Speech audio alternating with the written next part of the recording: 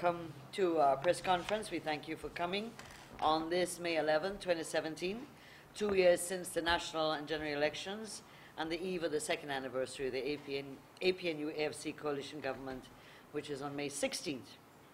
As you know, May 16 will mark the commencement of 2 years of what is called change.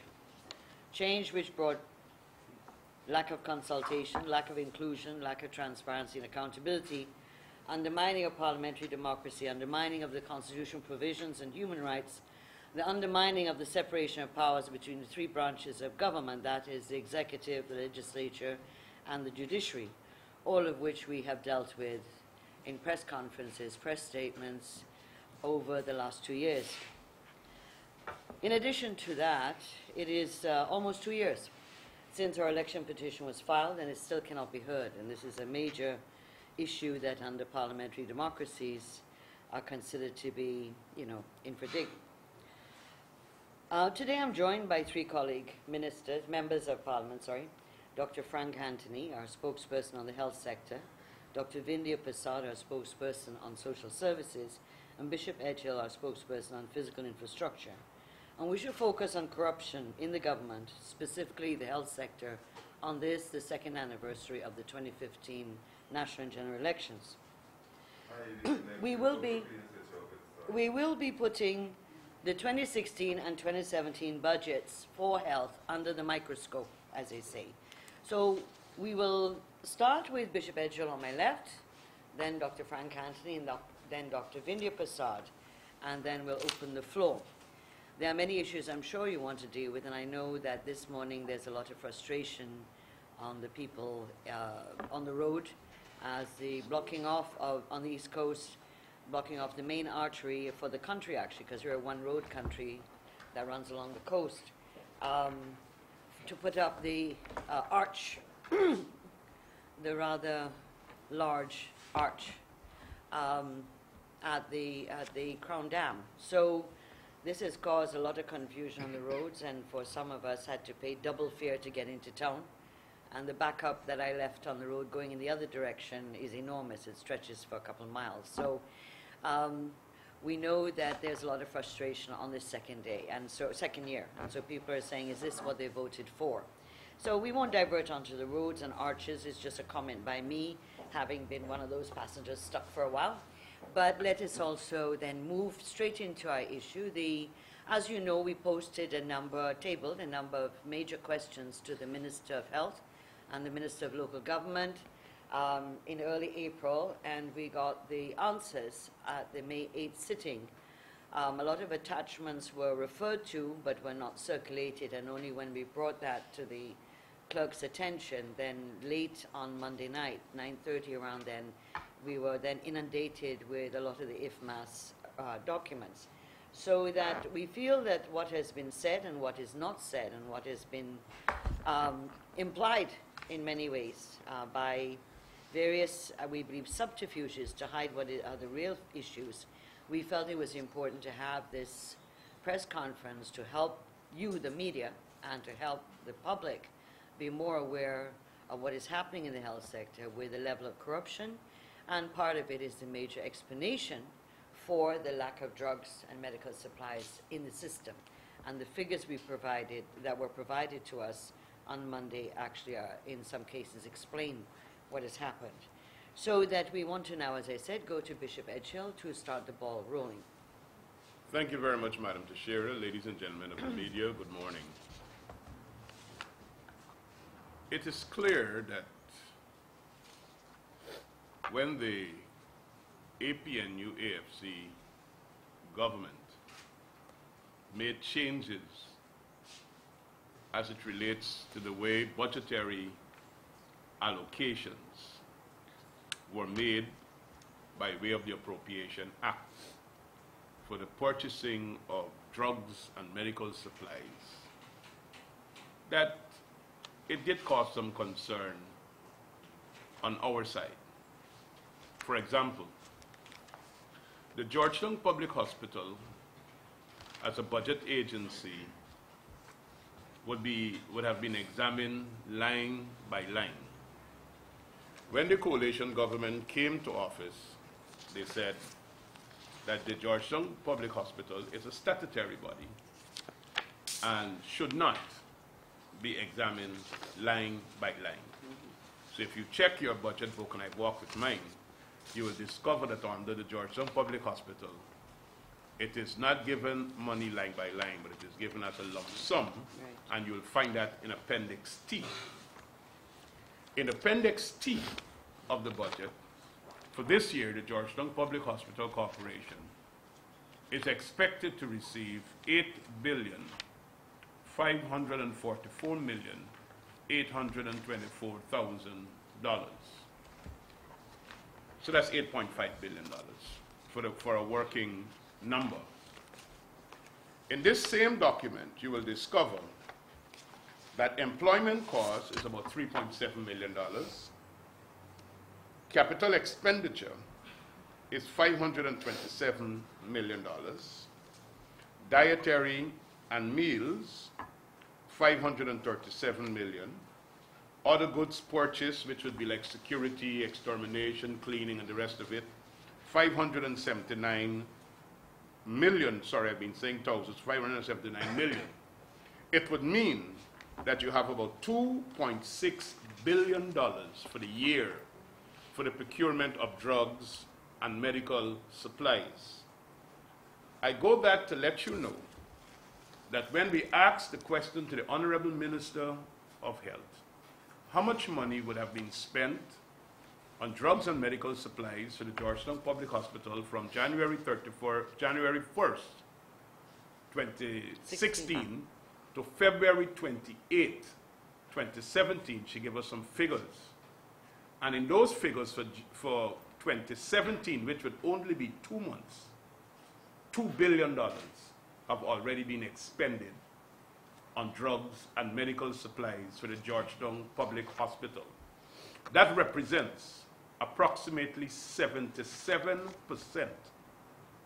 of the total allocation for the year. Now you might say that's great, they've already bought the drugs, but this is the catch. No procurement process. No public tendering, no public bidding, no adequate procurement system. So what would have happened? Before, there was what was called open bidding, and there was pre-qualification. There were a number of companies that were pre-qualified. One of the questions that we posed to both the Minister of Health and the Minister of Communities were, any of the contractors, suppliers of drugs and medical supplies pre-qualified? The answer in all cases, no. Nobody was pre-qualified. So here it is that just in the Georgetown Public Hospital, I will come to the Ministry of Public Health in a moment, without any pre-qualification, without any supplier being called upon to provide their bona fides, to show that they have proper cold chain storage, to show that they are actually bringing in good quality drugs and anything else. $2 billion of the nation's money have been spent. So you could buy from a chow mein factory, you could buy from a lumber yard, or you could buy from a taxi driver. And when you go to the IFMAS reports, which have been circulated, lots of the purchases have been from the corner pharmacies.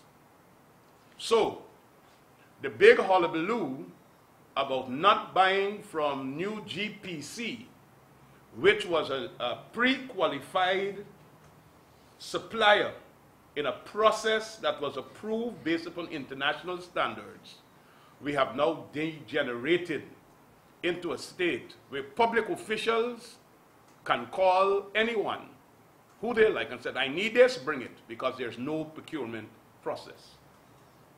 So it's now 2 years, and the AP and UAFC government has fallen into a state of progressive putrefaction. The stench of corruption is reaching to the high heavens. This is unbelievable. The system is being manipulated. Let's go now to the Central Ministry of Health. You'll recall that Ministry of Health used to procure all the drugs and then send it out to the various regions. 2015, we had a change. Every region in their health project, lump sum monies were given to those regions 2015, 2016, and again 2017 to procure drugs. I'm a member of the Public Accounts Committee. We have questioned all the regional executive officers who have said, even though they have received the money, they have received instructions that a percentage of this money, almost 90–95% of the money, was warranted back to the central ministry for the procurement of drugs and supplies. So when the Minister of Communities was asked, who was responsible for procuring drugs in your region? He said the Regional Tender Board. But when called upon to provide the information of every tender, and you get the IFMAS report, it's a $3 million purchase, an $11 million purchase, and a $9 million purchase, which just shows whatever little petty purchases in the outlying regions when they have a little emergency here and there. But the major money went back to the Ministry of Health, and monies were expended again, no pre-qualified suppliers, no open tendering process, and if you're going to do restrictive tendering or selective tendering, go back to the Procurement Act, and just last night I read and refreshed my mind to ensure that I'm not misleading you or the public. It has to be based upon specific set criteria and guidelines. The minister's answers have indicated that 92% of all purchases of medical supplies 2016 and 2017 so far was done on an emergency basis. Could this be good for a country where 92% of all your purchases are done on an emergency basis? Are we manufacturing these emergencies so as to be able to avoid proper procurement processes and the rest of it? Now, so the manipulating of the system must stop. The misuse of power must stop. The inappropriate use of assets must stop. We must see greater levels of efficiency in our procurement. And this high state of mismanagement that is taking place must come to an end. So I wanted to point that out to you. You'll recall that when we started raising concerns that the minister went on a very high-end public relations campaign, which was very much helped by the publications from some of your media houses. What are some of the things she said? Number one, there was massive complicity between members of staff and contractors and suppliers that is allowing leakages in the systems and so on. Your newspapers carry that. We read it. Your television stations carry those things. We read it. So we asked the minister a simple question. Could you tell the Parliament, this National Assembly, who were these people and when it happened? What is the answer we get? The names of the persons are in a commission of inquiry report, which none of us here don't have, neither you don't have. We were told that suppliers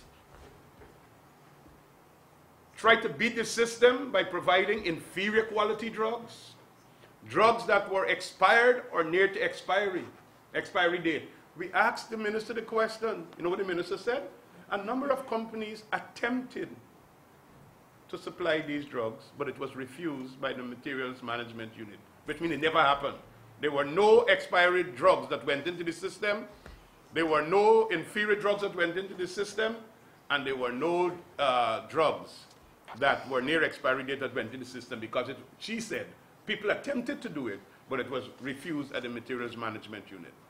We asked the minister, could you tell us the names of the contractors and the suppliers who failed to deliver drugs on time or within their contracted period? Because if you expend money, and she told you, the media, and you reported it to the nation, that a lot of these suppliers are collecting money and they're taking the contracts, but the drugs are not getting there on time, and that is why they're short.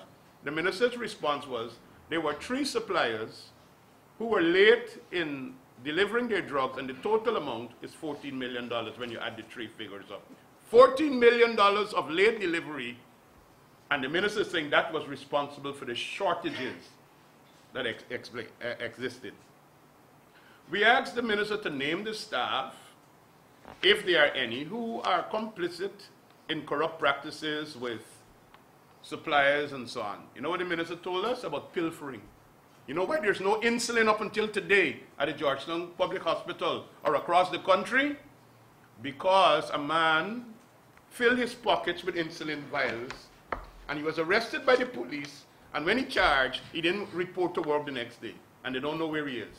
Well, even if a man got 50 bottles of insulin pork in his pocket all over the place, ladies and gentlemen of the media, and forgive me for becoming very emotional about this matter, that can be responsible that we got over 50,000 Guyanese who need medications because of non-communicable diseases that they are affected by, that you can't get insulin, a simple thing like insulin, at the Georgetown Hospital. And I wrote a letter to the media highlighting that people, when their two children who were type 1 diabetics, couldn't get insulin, and they were told to go back in 1 month's time. And the answer you will give to the National Assembly of this nation is a man get catch with some insulin in his pocket, and he get charged, and he go back to work. What nonsense is this? Could pilfering be responsible for the shortages that are now existing in our public health system? This is ineptitude, this is mismanagement, this is recklessness, and this is corruption on the part of government officials who are not following the rules and who are not doing what they're supposed to do. Then we hear now, the next story is, a man and his wife over the river, a pharmacist and his wife, the two of them get catch thieving couple drugs and so on, and they're handed over to the police. So that's what created the shortage in West Demerara. In Region 2, you know what caused the shortage? An ambulance driver and two people who were supposed to transport some pethidine, some codeine, and some morphine. And that's what caused the shortage. Well, pethidine, codeine, and morphine, I'm not the doctor, the two of them are. Region 2, Surrey Hospital, can't have this room full of pethidine, morphine, and codeine. You send drugs there on when it's monthly or quarterly. So the quantities that could have disappeared all at once, of course, Kaichor News says massive theft have led and so on. So I understand your massive theft, but how much could be in an ambulance? So ambulance is a minibus. So could a minibus full of boxes be responsible for the shortages that is taking place in our system, where over 4 billion Guyana dollars, and I repeat again, 2 billion from the Georgetown Public Hospital, 1.6+ billion from the regional health programs, and plus another 1.7 billion from Central Ministry of Health, the various programs have been expended without any procurement process, and still we have shortages. You know what is happening, ladies and gentlemen? We are buying and we are spending more and we are getting less because we are buying from political investors. We are buying from political investors, and we are fully aware that at least we had 2 ministers of government who have spoken to this matter, that, you know, if people contribute towards your campaign, they expect things in return. So political investors are getting their money. But what is worse, and I would pause for a while, is that with all the piles of IFMAS report and the rest of it, the answers provided represent a lack of disclosure. Give them plenty documents, but don't send nothing. Transparency and accountability is non-existent when it comes to this government. They're having a crisis of credibility. After 2 years, the public trust has been destroyed. And they came to office boasting that the people wanted them because they were hammering the PPPC government at that time about corruption. But just look in one sector. If I go to what is taking place in all the other sectors, you will discover how massive the corruption is. Tenders are not going ahead, do you understand that no major project is moving in this country? Whether it's GPL, whether it's smart meters, whether it's the Ghana water with the water meters, whether it's the roads network, nothing is moving, because unless the evaluation panel throws up a recommendation that suits the cabinet, the project is on hold. And while I would want to put the blame squarely at the minister responsible for the various sectors, I would like to remind all of us that even though we have the Public Procurement Commission, and in the Public Procurement Commission, when it was established, the understanding was that Cabinet's role in the objections, the law says that the Cabinet's role in the no objection process should have ceased. All contracts are still going to the Cabinet, and we are hearing that Cabinet has offered no objection. So the minister alone was not responsible for this state of affairs, of the government's purse being raped and pilfered by improper and irregular procurement processes, but the entire cabinet, because the cabinet had to pronounce and offer a no objection on these awards. So I'm raising it today that this must be exposed, and we are calling for proper accountability. Because you might want to know, what is the end game here? This is not just about making the government look bad. This is health. This is you, this is me, this is us as Guyanese. Monies are appropriated to take care of us. And we're demanding that there be proper accountability, there be proper procurement, and if the persons who are there are not doing the proper job, they must leave. The minister must give up the position. And how could you ask the chairman of the board of the Georgetown Public Hospital to investigate what's taking place in the Georgetown Public Hospital when the board, as a statutory body, has to offer awards of contracts to suppliers who are not pre-qualified?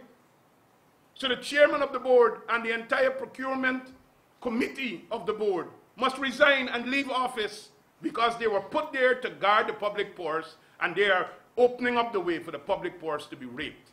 This is something that must be stopped now. The corruption of the Granger-led administration must no longer be hid and swept onto the carpet, that they are new, give them a chance, in time they're going to understand it. It's 2 years, 24 months, and they boasted that they could do a better job. They told the people of Guyana that they could do a better job. Now, it's not only time for them to be exposed, it's time for them to go, and let us get proper management of our affairs. Thank you very much, ladies and gentlemen. Okay, thank you very much. The situation is very serious with the health sector, and we take it seriously. You know, Winston Churchill said that the greatest asset of a nation is the health of its people.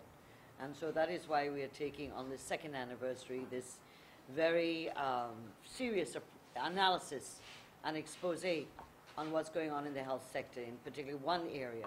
So I'll hand you over now to Dr. Frank Anthony, himself a doctor, a person who also has tremendous experience in the health sector, and therefore ask him to make his contribution today. Thank you very much, Madam Teixeira, members of the media. I want to say good morning, but the news that we bring is not so good. I just want to follow up from what Bishop Edghill would have told you. And as you know, he had posed several questions to the minister, or to the ministers, Valda Lawrence and Minister Bulkan. Now, when we look at the information or the answers that were supplied to us, first of all, many of the questions that were posed, we didn't get the answers. And for those that we did get the answers, we feel that those answers were not comprehensive enough. The Georgetown Public Hospital, as you have already heard, have been breaching all the procurement processes that we can think about. For example, based on the answers that were provided in 2016, GPHC spent $681 million. I wouldn't go into the thousands and so on. $681 million. Of that sum, 631 million was done on an emergency basis. Basically, they didn't ask any, you didn't go out to any tender or anything, you just handpick somebody and you award these contracts. So $631 million were given out like that. And this, from what was supplied to us, based on their figures, accounts for 92% of what was expended by the Georgetown Hospital. Something is definitely wrong with such a system. Then we asked, we said, well, okay, tell us who are the suppliers of these items. And what we found was that they listed a number of companies. So New GPC was listed, Global Health Inc., IPA, Health 2000, and then you have Chirocin Discovery as one of the other suppliers. With all of these people, the amount that was given, or the amount of goods supplied, was worth about 206 million. So it begs the question then, what happened to the other 400 and something million dollars? Where did that go? And then we found, because you gotta go searching around the stuff that they give you, that there were two other companies that were listed as suppliers of drugs and medical supplies, but when we asked for the disaggregation, that disaggregation was not given. So those two other companies was Anson McCall and Massey Distribution. And if we reason it out, it would seem that they probably would have been given an award of close to 424 million in the year 2016. Now, what is also interesting, again from the documents supplied, was that for the set of companies that were listed, GPC, Global Health Inc., and IPA, and so forth, there was actually a National Tender Board award. So they went to the tender board, they said it's an emergency, tender board gave an award, and they went ahead and gave these companies. But we didn't see anything, any tender board award for Anson McCall or Massey Distribution. So if you're giving these detailed pieces of information, why is it that you didn't give us when the tender board awarded for these two companies? So we feel that there's definitely something that is going on there. Now, one of the other things that we have asked for and which we did not get is that we asked for the types of drugs that were being purchased, the quantities, the cost for the drug. We didn't get that. So we are not able to do that kind of disaggregation because we feel that if you create an emergency and then you go to these suppliers for particular drug, that you'll end up paying far more for that drug. So we wanted that information to make a comparison, and of course they didn't give it to us because we feel we would have seen that they were buying drugs at a much higher price. We also believe that we are not getting value for our money, because if you create an emergency, you had a whole year to quantify what you need and so forth, and then go out to purchase. But you wait, you created an emergency so that you can breach all these tender board procedures and then handpick people and give them these contracts. By doing that, you're also losing money because you're buying at a more expensive rate. And that's something that we are very appalled about. The other thing is that the quality of the drug. Here again, we ask for them to tell us about the quality of the drug. And you know, anything that any pharmaceutical company bring into this country, it has to be registered with the Food and Drug Administration. And we are not sure whether or not many of these things that come in, whether some of the suppliers themselves have actually been properly registered with the Food and Drug Administration. Because we understand there are duplications of who are supplying what and so forth. So it seemed to be a major problem there as well. So Georgetown Hospital, definitely there are some major issues there.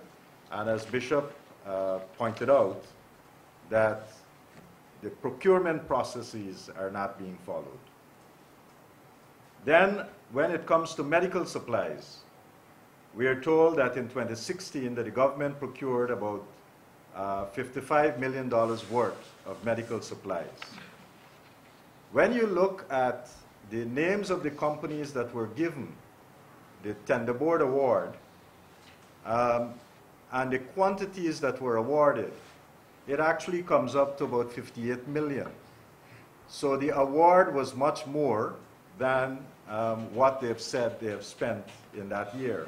There's a difference of about 3 million. So again, the information that was provided is either inaccurate or something is going on with these numbers.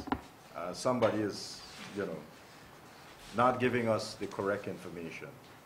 So with medical supplies, there's an issue, that we're trying to figure out why these numbers are so inaccurate.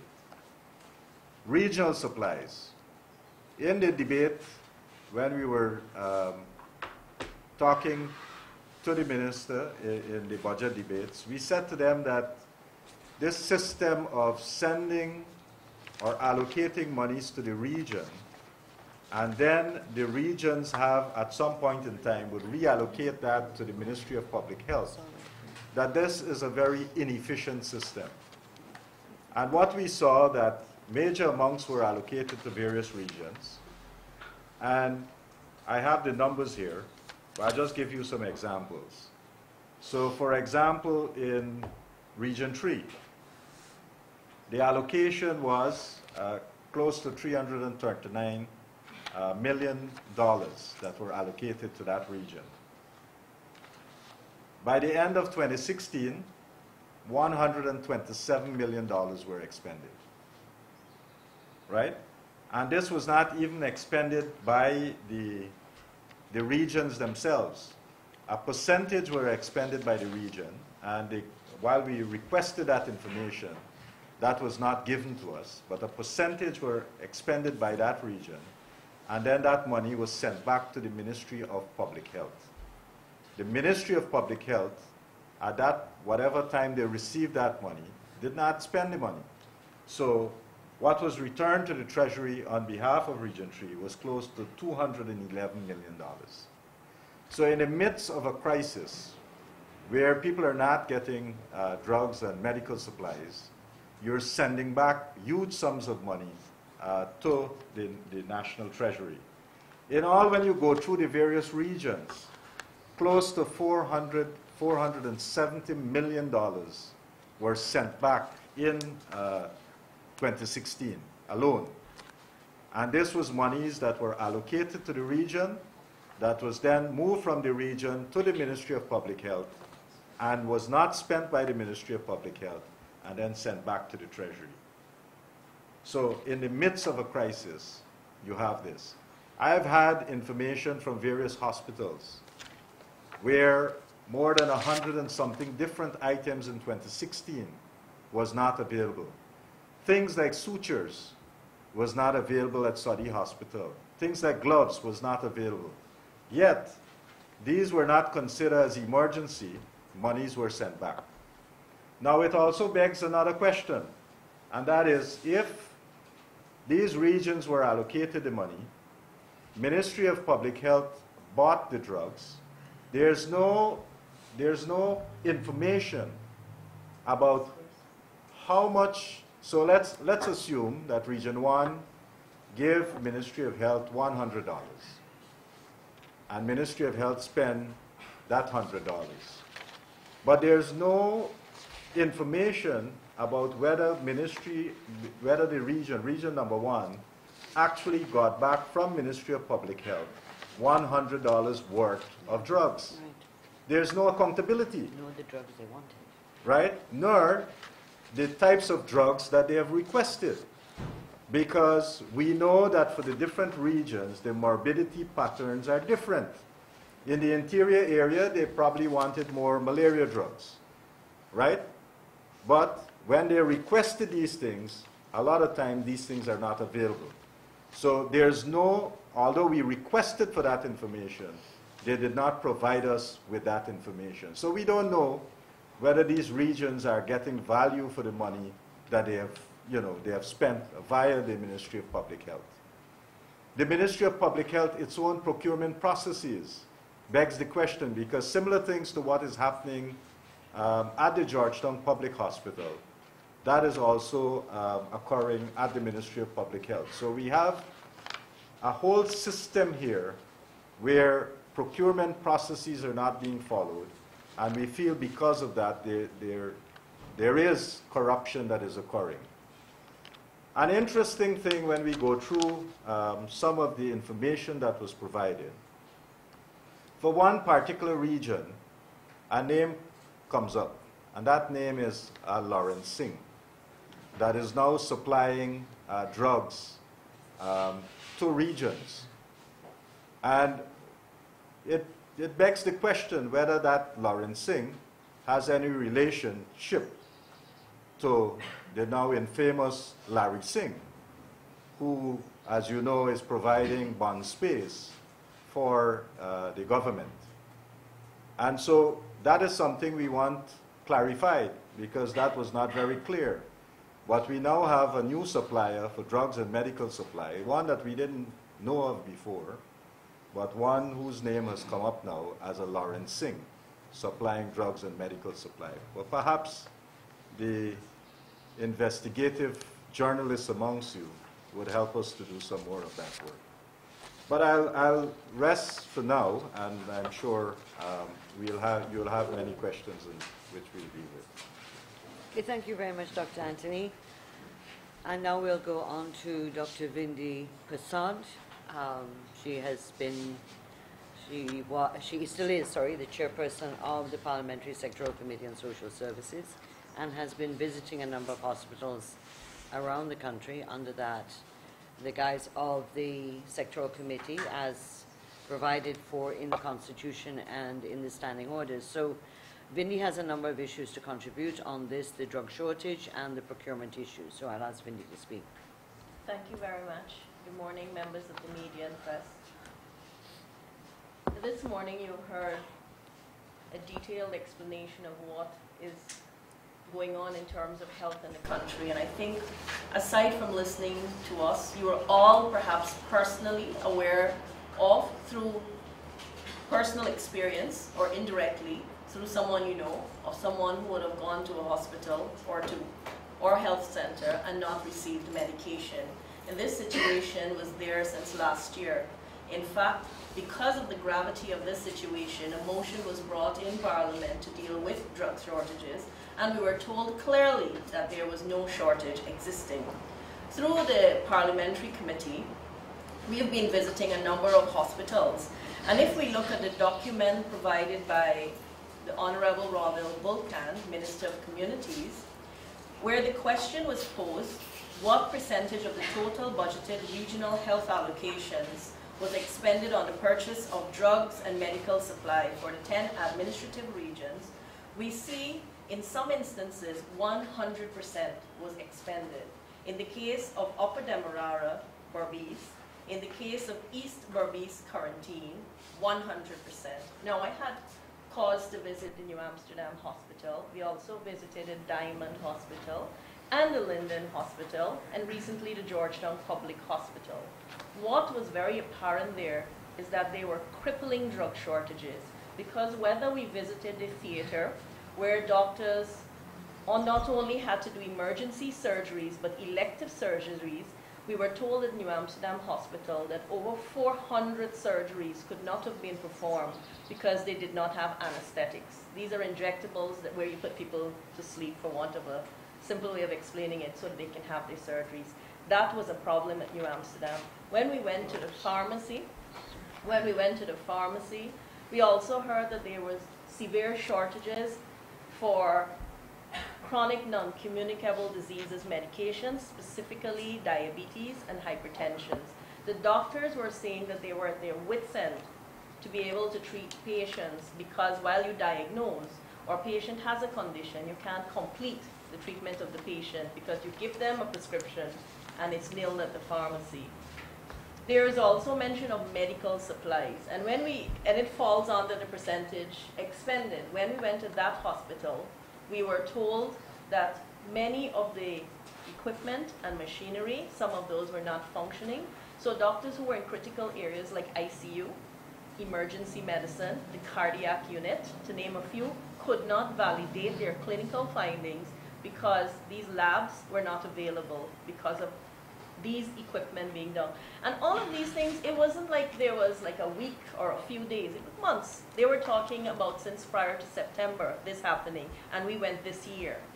So this means that this was there and very entrenched, and nothing really had been done about it. And the doctors were all saying, you know, these are things we would have brought to the attention of the CEOs or the heads of the hospitals. These are things they know. These are things that would have been requested, and nothing had been done. In the instance of New Amsterdam, I mean, it may sound laughable, but there's something called an underwater seal that is used to drain a chest when they have trauma, when you have a collection of fluid or blood. And the person there in charge brought a submersible pump, right? I mean, it may sound laughable, but then the doctors, I mean, how do you buy a pump to drain someone's chest? It's a piece of medical equipment anyway. But the doctors there were quite innovative. And yes, Mr. Harris, Not I with see that you're pump. incredulous. Yes, but They bought the wrong seal. the seal. The thing is, the other thing that came out aside from drugs is the kind of people that you put in place who have no knowledge about healthcare and systems. So that's something that really, really concerned me. Now, when we went to Diamond and Linden Hospital, one pharmacist told us that there were 89 crucial drugs that were in shortage. And of the 89, she made a list of 19 of them that they had none of those things that were necessary for the treatment of patients. Doctors at Diamond said there were no sterile gloves, and you can't use regular gloves to do certain procedures because of the risk of infection. There were no BCT kits for HIV testing in the hospital, so when people get stuck and you have a patient there, you have to send those people elsewhere to be tested. And it means that if somebody is stuck, that patient can refuse to go. And such, you don't know what you have. So it's a risk. And there were no medications to treat HIV/AIDS at the hospital. And of course, the issue of insulin, I think one of my colleagues mentioned it, that has been there for the longest while. And when we talk about what has been expended, we look at the figures here, 94%, 80%, this is between January 2016 and February 2017. And we would have gone on these visits within March to now May. And we still have this shortage. So if they are spending most of the money, then how is it that there are such huge shortages of crucial medication? Because when you think of the health centers, and we will as a committee be going to Regions 9 and Regions 2, we're not only looking at the hospitals and health centers, we'll be looking at other areas like education, social services, which falls under the mandate of that committee. But the point of it is that when we think of the people who access public health care, it's people who cannot afford to purchase medications. And then when we look at the scenario that is cropping up soon, where there will be a move to not have generic medications available in the system, I think it's madness. I cannot comprehend how, when we think of the developed world, America, the UK, all of these countries use generic medications because it puts the same medication without a brand name tag at the fingertips of a person at an affordable cost. So right away, if you go in that direction, you're removing basic medication from the hands of the ordinary folk who can't even afford what is happening right now. So it's a serious thing, and I can't seem to find in all of these answers here that anybody's thinking about the average person out there, because pensioners, they too have to access this. When we look at the people who access chronic non-communicable clinics, it's a lot of people who are elderly, a lot of people. And what really disturbed me at our visit at the Georgetown Public Hospital, which gained notoriety for all the wrong reasons perhaps, what bothered me is when the minister said that the shortage of drugs will not affect the delivery of health care. I couldn't comprehend that. Because how are you treating people if you don't have drugs? If you don't have sutures, if you don't have gloves to perform the procedures, how are you doing that? And then we're talking about storage. And when we go as a committee to any institution, we should not be prevented from going to see anything. And we are, as a committee, quite able to use our discretions as not having the press where there are patients, not going into theaters where there's surgery. And this committee's work is not new. This committee would have existed long before me. So even under the former government, this committee would have gone to all these areas and looked at all of these things. It's not like we're looking at the hospitals for the first time and seeing, well, we're looking at the now, right now, what's happening.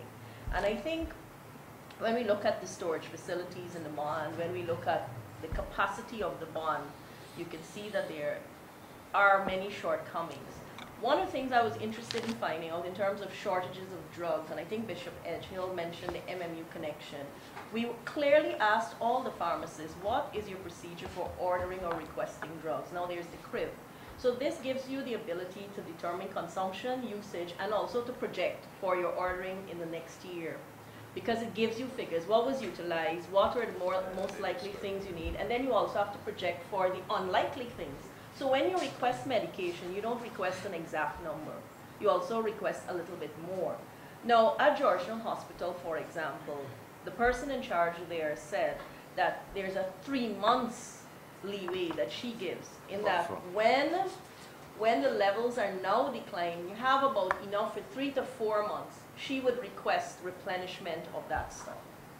So I think that's long enough. If centrally you would have procured sufficient medication to supply all the health centers and hospitals across the country, 3 months is a long time. How it goes, the pharmacist would inform the CEO or the director, depending on which hospital you are. And this is the procedure followed by all of them. And if you are in a regional hospital, it goes to the Director of Health Services. They would now call Materials Management Unit. They would say, do you have this medication? They may say yes or no. If they say no, when will you get it? And so it goes back and forth, until you do or you don't get it. And this is where you may use the emergency clause to get, well, okay, you don't have it, you need it for a patient who is in the hospital, you need it right now, then we get it. But this whole blanket approach of buying medication on an emergency provision, I think is ridiculous. What is happening to what is the regular consumption of medication, which you know, it's not rocket science. So I think a lot needs to be answered. I don't think we are getting sufficient answers. And when we talk about transparency and accountability, people should not see it as bashing anyone. I think the people of the country want to know where their taxpayers' dollars are going. And also the people want to know why is it they're not getting medication. And to deny that there is a shortage, I mean, it's ridiculous. It's ludicrous, because everyone would have gone somewhere at some point and not gotten something, and it's extensive. We have only talked about the coastal areas. When you go to the hinterland, it's worse. It's much worse, because they are not getting basic things like Panadol. In fact, I remember speaking to some of the doctors at Georgetown hospitals, and one doctor, this was when you were doing the motion, gave me a drug list. And there were about 5 things highlighted. So I said, okay, are these the drugs that are not in your area? This was the medical unit, internal medicine. He said, no, he said, that's what you have, the whole sheet, everything else we don't have. So I said, so how are you treating patients? He said, that's the problem. We just hope they don't die. And then the doctors at some of the hospitals told us they take their money out of their pockets and try to help some of the patients. I mean, that's just unforgivable. And I'll stop here. Thank you. Okay, thank you very much. You will recall that at the last press conference, I did indicate to you that in 2016, when we were referring to when I was referring to the 605 million procurement of drugs, I did say that we believe that this was a cover-up and covering up a greater scandal and a greater level of corruption, as in 2016, only $200 million of the $2 billion was spent through any kind of tender process. And these documents validate what we're saying. We also want to remind you, and I understand, and I may be incorrect, that on the night of May the 8th, the press did not and were not given the answers to the questions until subsequently, nor has the media received all the IFMAS documents which were circulated around 9:30, 10 o'clock at night, which is not very helpful because it doesn't give you details, but it does give you numbers, figures. And so the issue of the media having access to the questions and answers in the Parliament is an issue that maybe the Guyana Press Association needs to take up, or the media people, because you're entitled to. These are public records, public answers. It is not a favor being done to you as media people. And if you have the same documents you have, it may help you in your investigative work.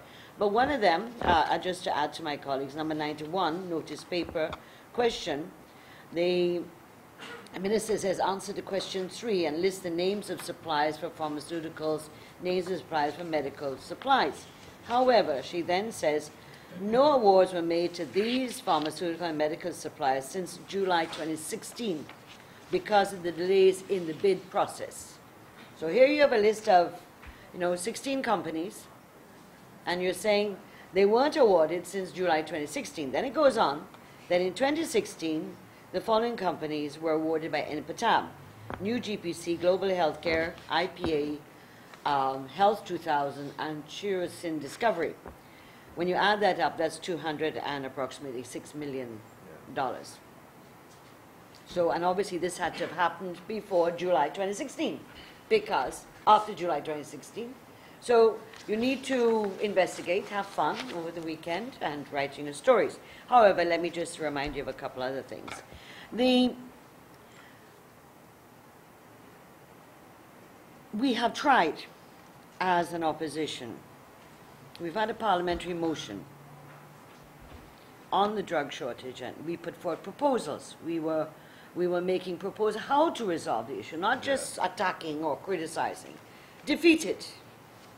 We have brought parliamentary questions, incomplete answers, and maybe in some cases more questions than answers. The Parliamentary Sectoral Committee on Social Services were visiting hospitals, as is their normal work program. And I challenge you to ask Mrs. Valda Lawrence, who has been a chairperson of that committee in her other life as an opposition member, or Mrs. Chandapal. And in fact, there are 2 reports on the order paper waiting to debate it from the 10th Parliament, which shows that they visited hospitals, Sophia, the Lusignan lockup, and all these things, and were never denied. So we have tried the parliamentary course, and obviously the government is not prepared to take on any responsibility for any of their actions and what's going on in the health sector. We have a motion in the Privilege Committee to do with Dr. Norton with the Sussex Street bond. Privilege Committee, chaired by the Speaker, who is the chair, has not as yet started on the Dr. Norton and the Sussex Street bond.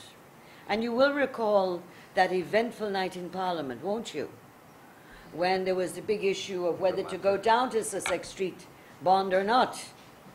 And a lot of you, maybe, and some of your colleagues, accompanied the parliamentary delegation made up of Mr. Irfan Ali, Bishop Edgehill, Minister Dr. Norton, Minister Valda Lawrence, which you must have had a Farsi approach and knew she was going to get the job, because that was on the eve of her becoming minister, and also Dr. Cummings dashed down there. And you remember the night, and the photographs, and the videos that showed an empty barn. And what was it? Lubricants and condoms. And condoms. So if you're looking for those supplies, you know where to look for them. You sure so, they were not expired? Well, I can't say that. I wasn't there. But I want to contrast all of this that's going on with what has been the experience prior to that. And I think one of the older heads in the room, like mine, Mr. Harris, will remember that President Hoyt set up the Crane Commission on the eve of the 92 elections. This was around 89, 90. Our Crane Commission was to investigate the PALMS and the Ministry of Health in regard to the procurement of drugs, medical supplies, food supplies. It was a major commission. It did its work. The commission's report was rather scant in terms of access. It was never publicized. But in terms of where it has gone, there were very few limited copies available in 92.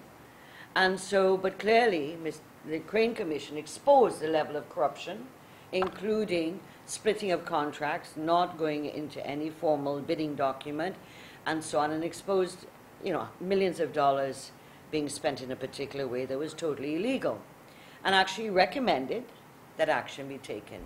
This was on the eve of the election around 1991, and therefore nothing really happened except there was a change in ministers, and the Prime Minister then was dealing with the health sector, the former Prime Minister, Mr. Green.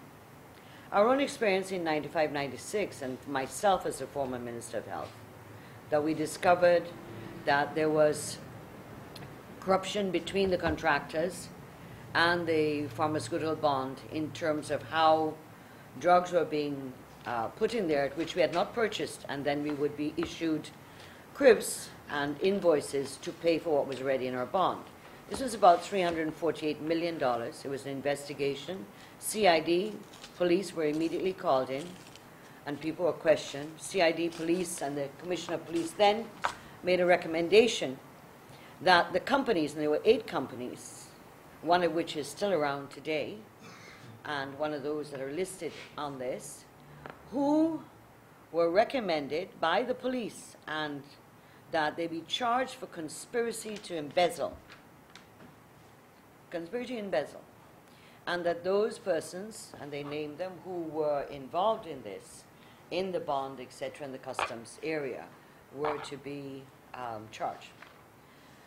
The police were accused by the then DPP of being reckless and irresponsible, and I have those documents, and that only interdepartmental disciplinary action should be taken against the persons who were involved. By that time, those persons had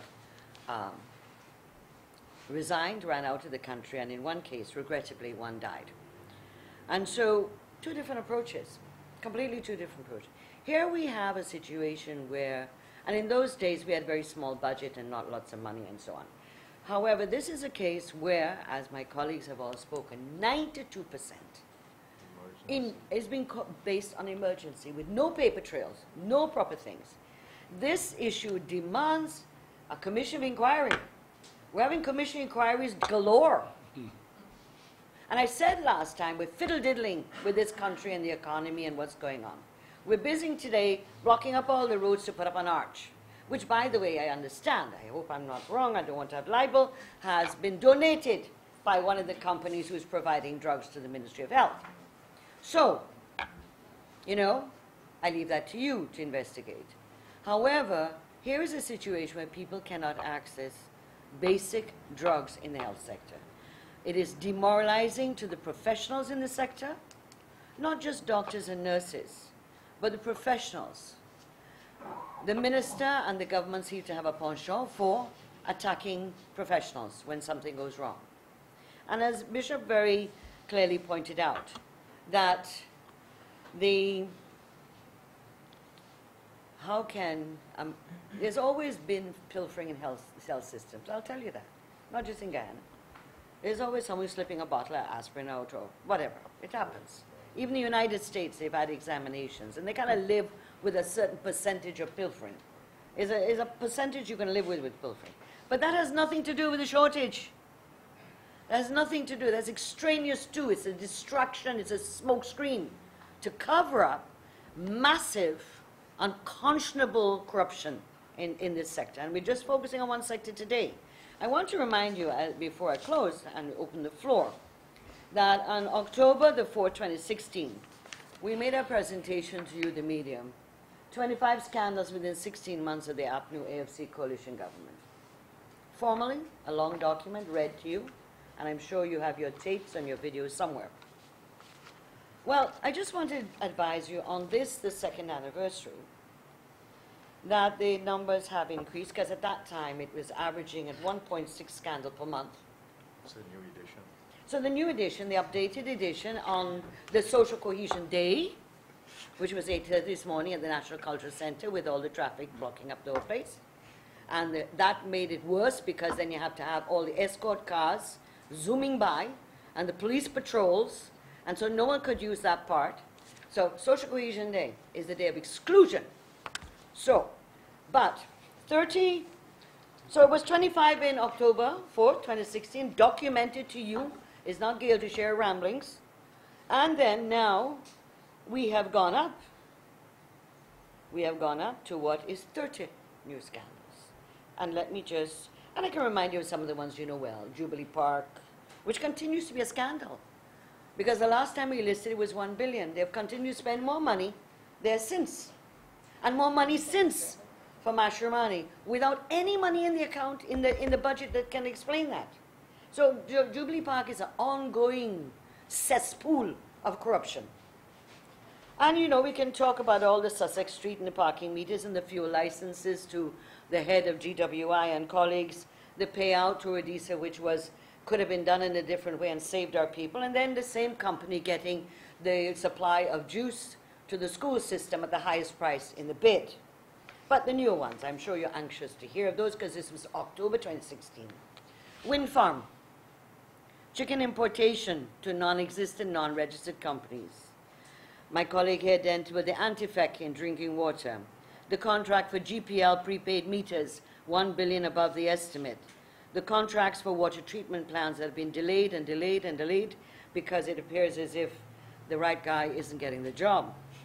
700 million contract. What happened to the GCOM investigation? $700 million. Auditor General in there. And of course, the big one, the biggie one we're dealing with today. More on the procurement of drugs. This is unconscionable. And of course, and I said at the last meeting, and I warned and cautioned that PAHO should not be entrapped in legitimizing this unconscionable situation. Because ultimately, the thieving, the corruption, the nepotism that has become the hallmark of this government costs the taxpayers money. But more from a humanitarian point of view, from a humane point of view, it costs the people's lives and the quality of their lives.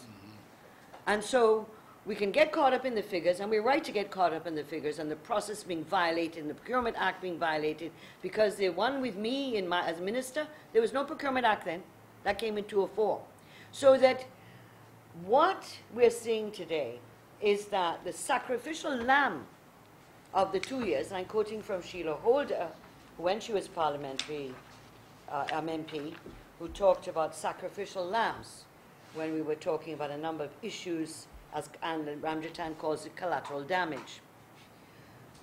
The sacrificial lambs and the collateral damage on the second anniversary of the 2015 elections and the eve of the second year of the APNU FC government, which is May the 16th, with the swearing in of the president, is sacrificial lamb and collateral damage are the people of our country, and the children of our country, and the women of our country, and the men of our country.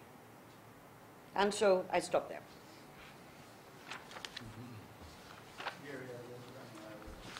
Yeah. Bishop, in your opening presentation, you identified the amounts that was allocated to spend. Based on those, can you say what you estimate would be supplementary?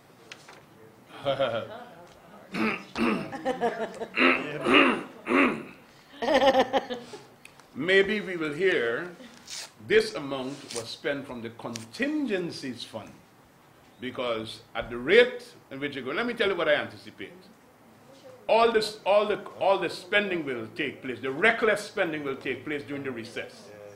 When Parliament goes into recess in August, all of the reckless, unconscionable raping of the Treasury will take place, and then it will come sometime in October as a financial paper, contingencies, urgent, unforeseen, what's the other word that's normally used?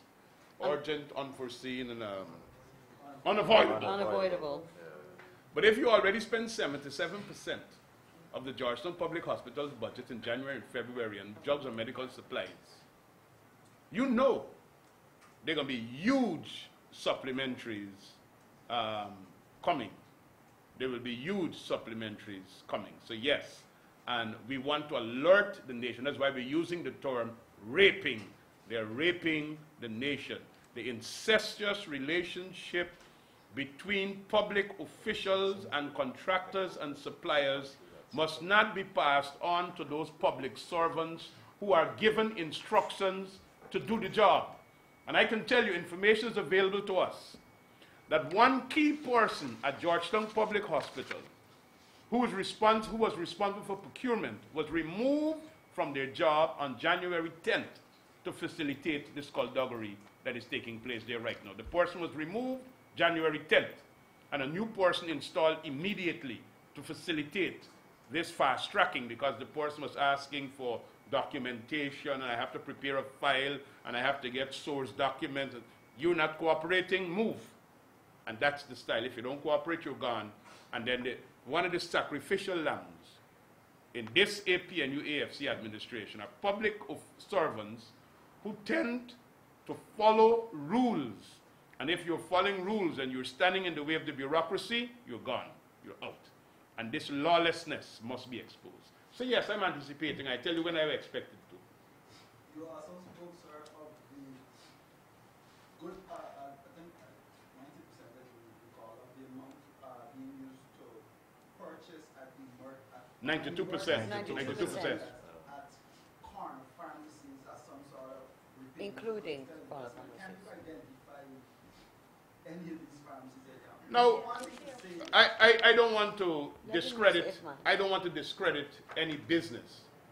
I don't want to discredit any business. But let me talk about regional purchases. Process.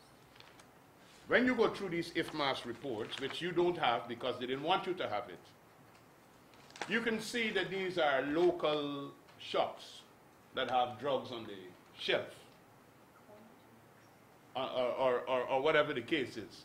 Storage is a challenge. This is not a private man buying now. This is the government buying to ensure that you're getting proper quality, properly stored, and that is what is happening here.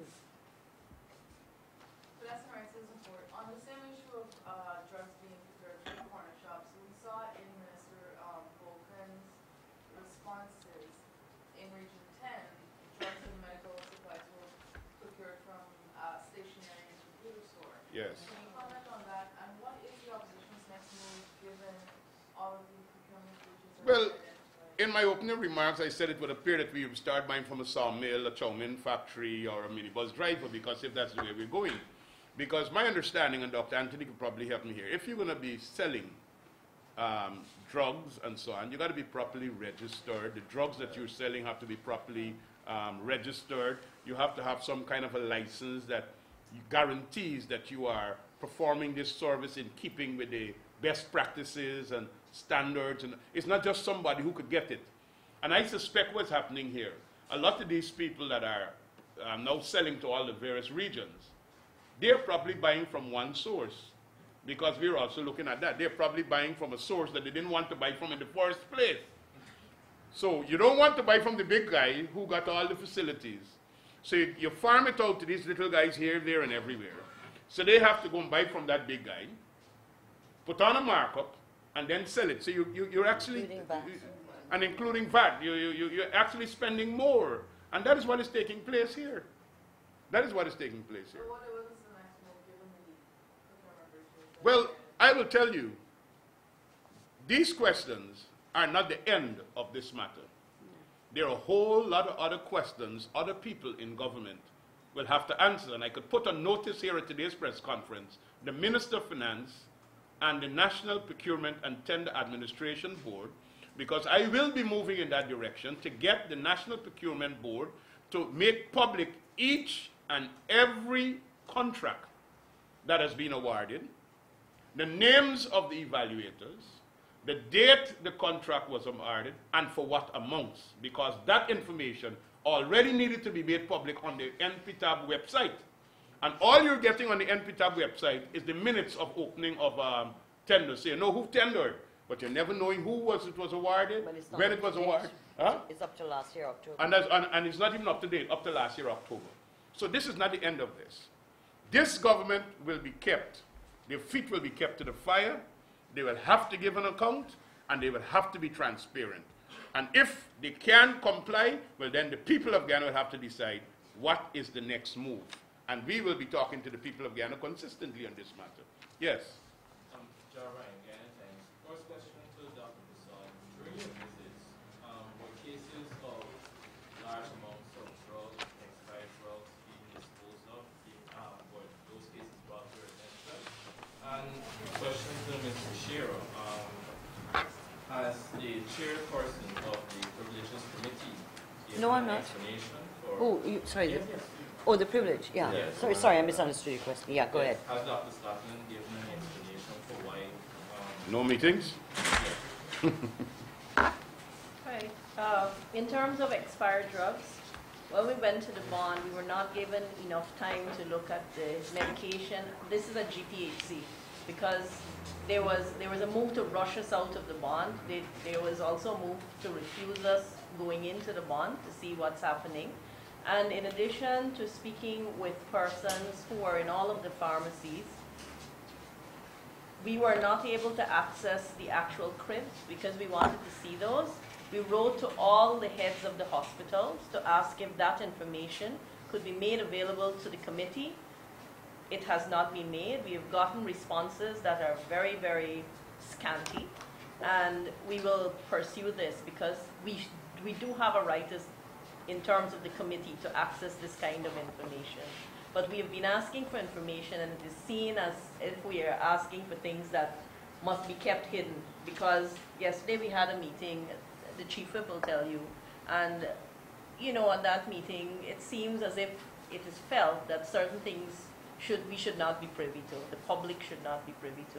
But the committee also has the mandate to engage the Minister of Health, to call the Minister of Health to answer, to call other committees, entities that fall within its mandate, and to answer on policies, operation, and performances. So you can expect that from the committee going forward. So whatever is not being given freely, they'll have to provide it there to the committee. And all those reports will also have recommendations. So those will be made public because they will be tabled in Parliament, and then we'll have a debate on the report. So those things will have to come out. So your question will probably be answered there because right now, no information is forthcoming on this. As a member of the PHC, I could tell you, we've asked regional health officers and REOs about expired drugs. And wherever there are expired drugs for disposal, they have attributed it to donations from international agencies coming into the country. And NGOs who will come to Guyana from time to time and want to be making donations when they finish a medical trip.